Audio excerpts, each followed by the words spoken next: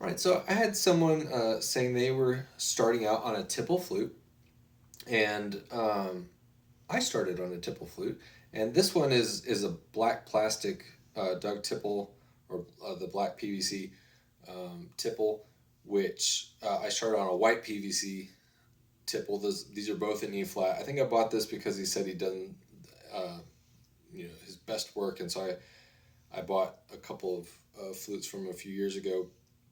I find the tipples to be harder to play than my other flutes. I think partly it's because of the thickness of the plastic. Unless you get the lip plate, it's thinner, but it feels like I have issues with the sound dropping out. But when I get my embouchure set just right, it sounds, I can get a really nice tone out of it. So, and I was just going back and looking at some of my old videos. I have a playlist of my Flute Progress somewhere, but anyway, this is, I'll see if I can play, uh, see if I can play properly on this one.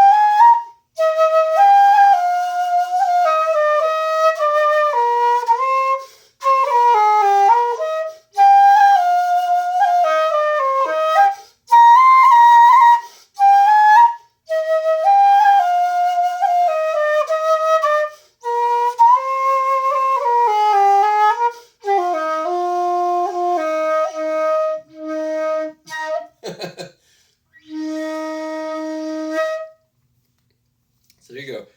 I started 2012 when my daughter was just a baby, so probably let's say May or June 2012. So it's been about 12 years. Um, so anyway, I whether I'd recommend this for, I feel like for beginners, just get you started. I mean, the price on a Tipple, you can't beat it, um, and it's a good flute. Again, I think there's some differences in the embouchure for like if you're wanting like a traditional Irish flute.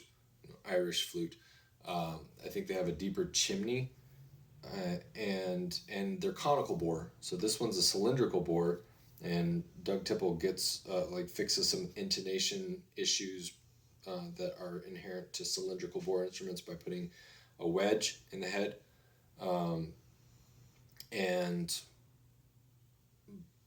but if you're, so it ends up being kind of a wide bore thing. The holes are a little bit larger, so tend to play.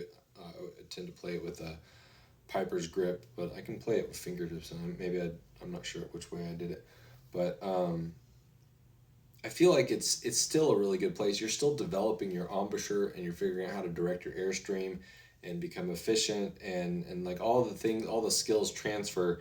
It's just going to be a little bit different when you jump to the other to a more traditional flute setup. And then I did notice as soon as I got like a Copley, I got a Copley Delrin flute. It was easier to get into the second, especially high up into the second octave. Whereas I continuously struggled with that with the Tipple. I think recently I've been experimenting with relaxing a little bit more, and I think that's part of my problem was I would tighten up too much trying to get it into the second octave, and my airstream would miss maybe, and it would end up, the sound would drop out. So